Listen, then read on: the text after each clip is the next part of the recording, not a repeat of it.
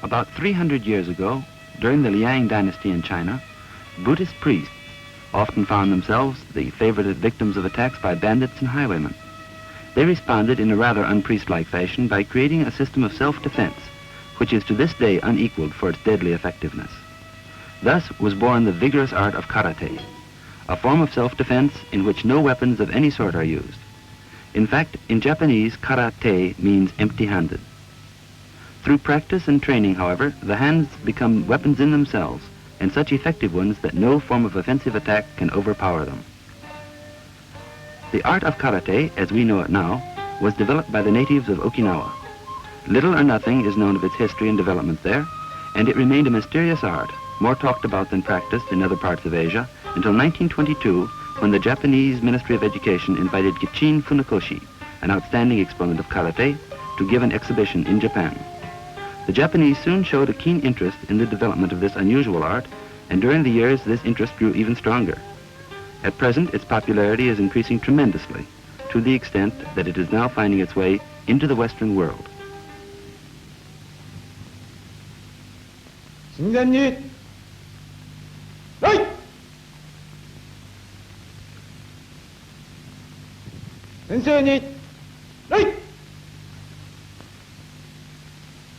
Karate uses every striking surface of the body, both for defense and for attack.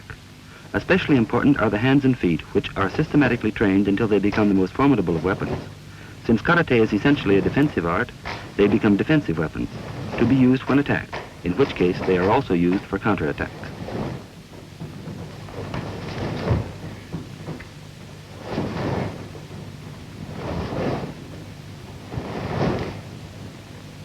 The various kinds of punches used in karate are the rising forward punch, the side sweeping punch, the hook punch, the inverted forward punch, the U-punch, and the double forward punch. The basic movement is the ordinary forward punch. Unlike the boxing punch, however, in karate, the body does not follow through the movement. Rather, the entire body, with emphasis on the hips, is stiffened at the moment of impact, then instantly relaxed so that balance is never lost.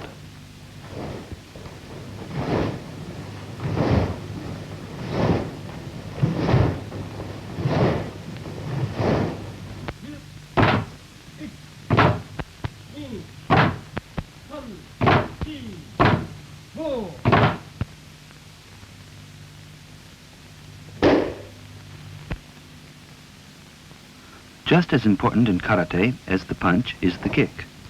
There are various kinds. Among them, the forward kick, the side sweeping kick, the side snap kick, and the side thrust kick. When properly mastered, these are even more powerful than the punches and may be used most effectively as a surprise counterattack. Needless to say, to be used successfully, this technique requires considerable practice.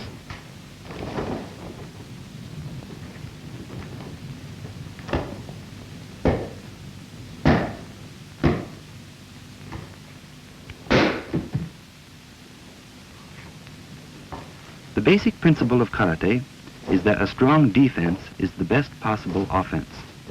In deflecting an assault, the block is executed in such a way that the most effective counterattack may be instantly used.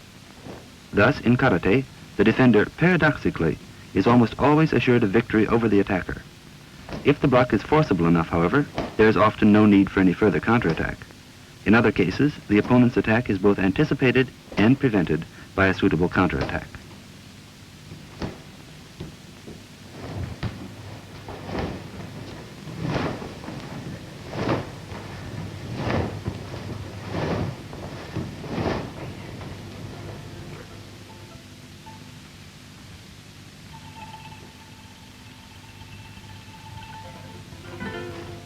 Learning the formal exercises is one of the most important facets of karate training, for in this art the body must be made into a veritable weapon. These so-called kata, or sets of exercises, include all the various kinds of punching, kicking, and blocking, so that all kinds of imaginary attacks are successfully blocked and followed by effective counterattacks. There are more than 50 sets of such exercises, most of which were long ago developed by karate masters so that the students might practice by themselves. Some kata emphasize elaborate movements in speed.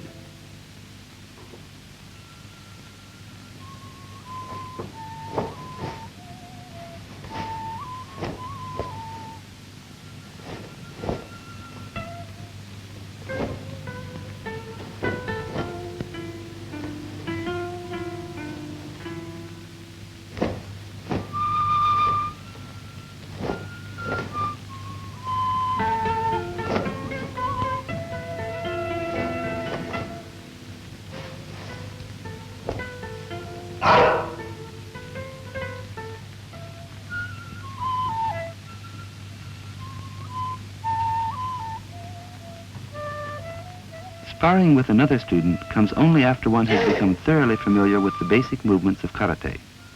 In these mock fights, the attacker is prearranged, and the defender is required to apply the block proper to the mode of attack, following with the counterattack.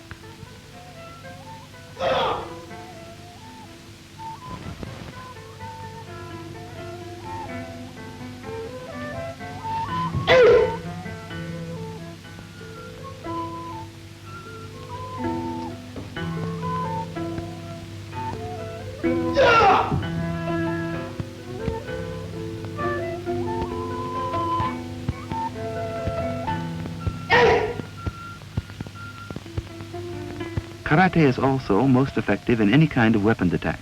For example, in defending oneself against an attacker with a knife.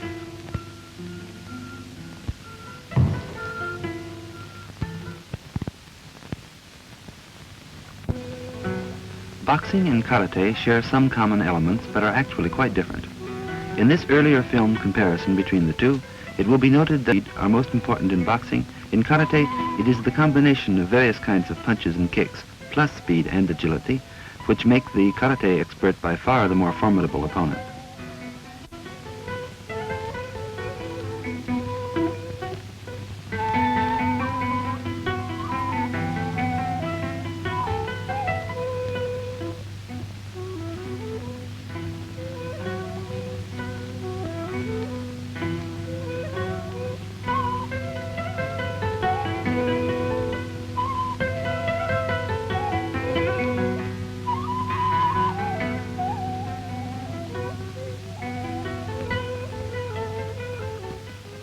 More recently, the art has been gaining popularity among women. Since brute strength is not required, and since karate is more an art than a sport, one may become adept by learning its fundamentals, by constant practice in muscular control and body coordination. Thus, even the most slightly built women may learn a very sure means of self-defense.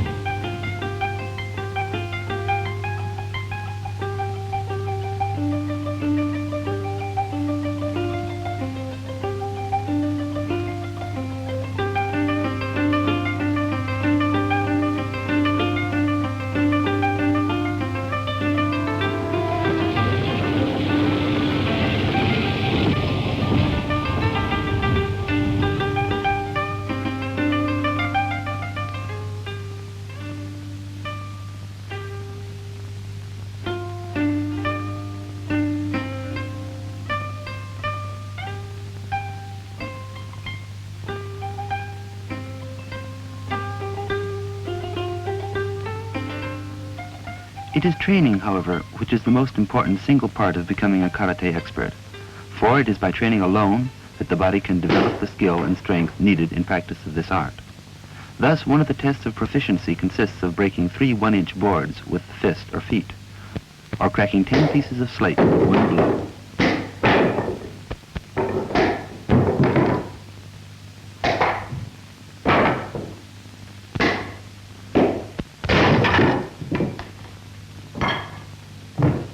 Another way of increasing one's strength is by using weights on the hands and feet, a practice aid which is now used in various kinds of bodybuilding as well.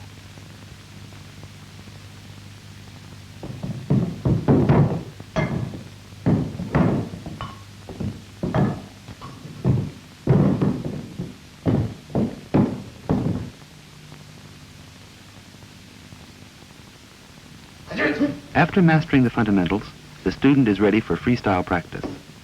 Unlike the sparring practice, here the attack is not prearranged.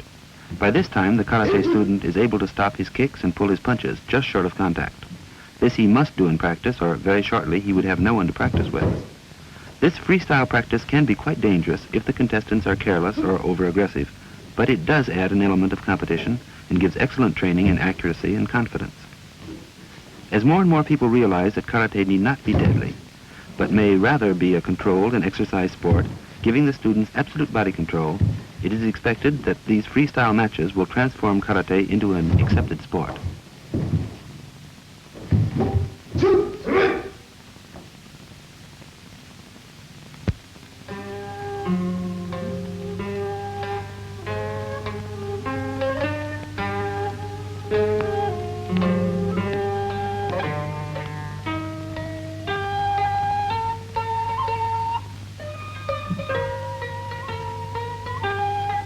Karate, as a most effective scientific technique of self-defense, is gaining popularity not only in the specialized institutes teaching it, but also in offices, in homes, in the country, and in schools. It is also becoming a part of the regular training of the American Air Police stationed in Japan. There is every prospect that karate will soon cease being a purely Japanese art and will gradually spread throughout all the countries of the world, becoming both a sport and a superb means of self-defense.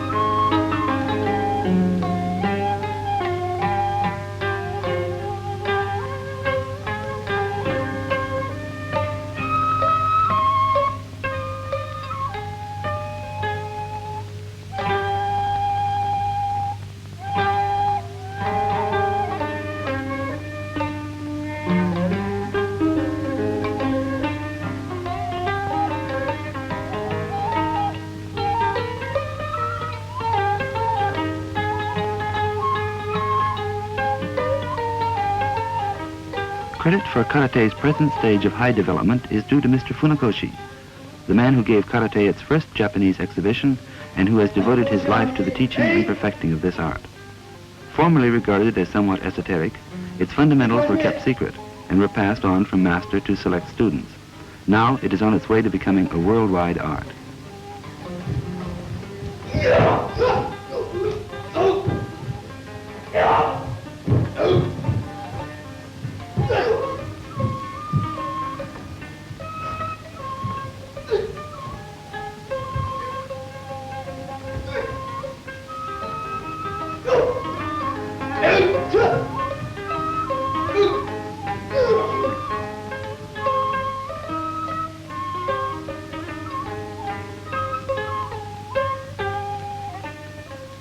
In its emphasis on successful defense, karate is based on the highest principles of sportsmanship and fair play. Its practice gives excellent all-round exercise and aids in muscular development. It also teaches poise and self-confidence. Because of its deep devotion to the principles of self-defense, karate is obviously not a sport which will appeal to those who want to use it as an instrument of attack or who are merely interested in the amount of damage they may inflict through its use. Since it does not teach how to harm others, but rather how to protect oneself, it will therefore attract only those who wish to combine clean sport with a tangible accomplishment. In this way, karate is an art, one of the most austerely practiced, and it is also a sport, one of the most rewarding ever devised.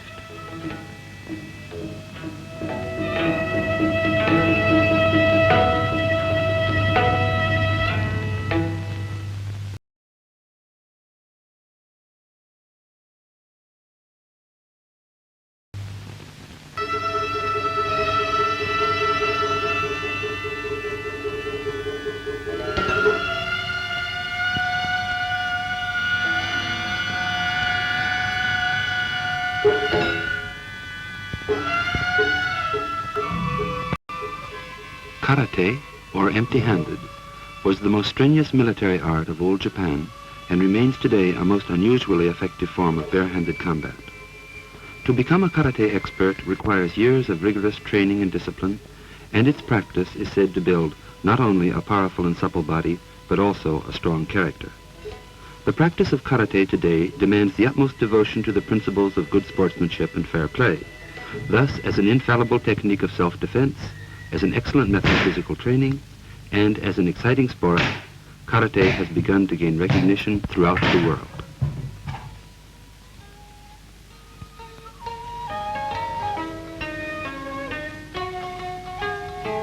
Here are two karate men demonstrating the main principles of defense and attack in slow motion. This type of practice, in which the form of attack is prearranged, is what is first taught beginners. Later, as skill is developed, freestyle sparring, in which attacks are not prearranged, may be engaged in as a sport. When this stage is reached, punches and kicks are stopped just short of contact in order to avoid seriously injuring the opponent.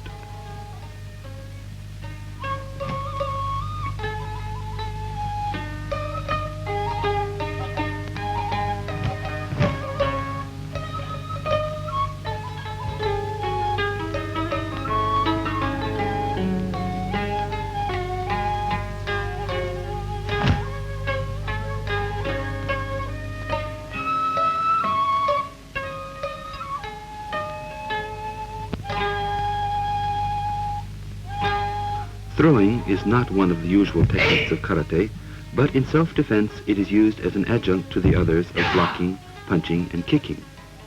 In karate, throwing depends upon an effective use of the force of the opponent's attack and is used either before or after punching.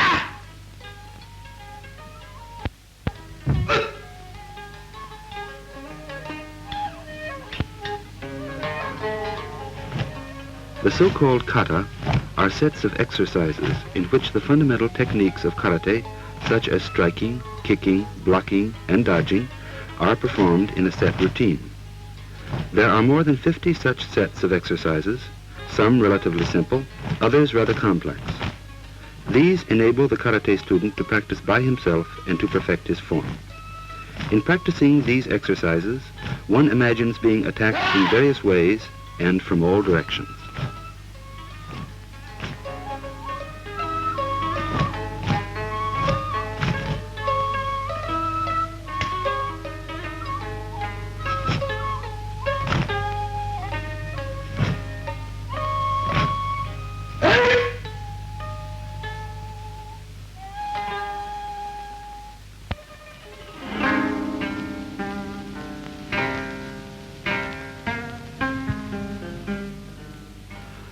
Karate's special virtue is its unique adaptability to various situations where self-defense is required. Here, it is used to block an attack aimed at one sitting on the floor in Japanese fashion. The counterattack is then successfully delivered.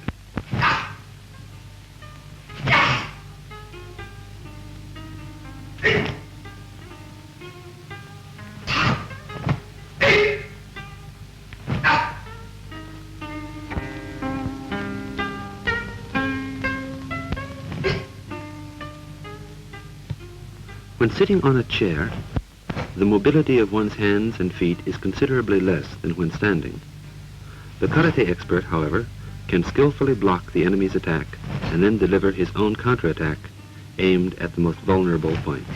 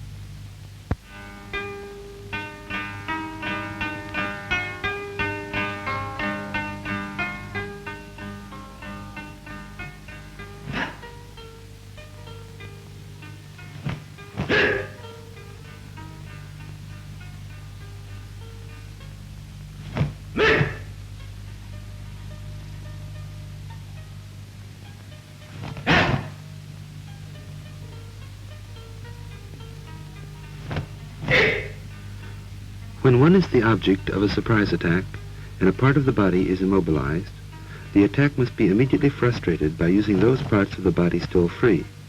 Thus, if the hands are restrained, the body must be instantly maneuvered so that the feet may be brought into play.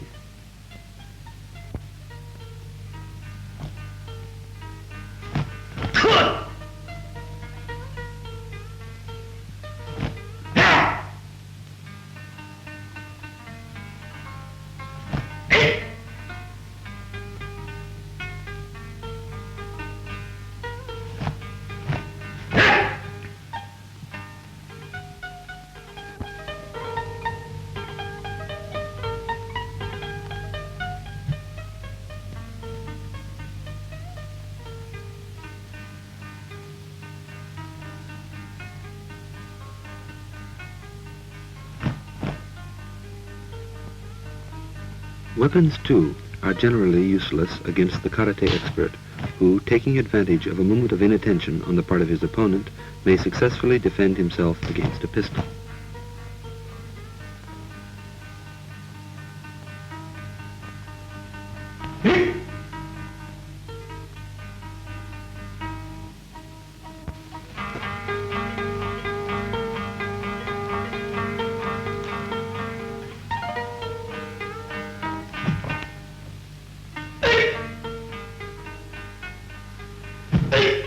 Even when the attacker uses a club, the good karate man can fully protect himself through skillful body movement, blocking, punching, and kicking. The heaviest of weapons is no match for the hands and feet of the experienced karate player.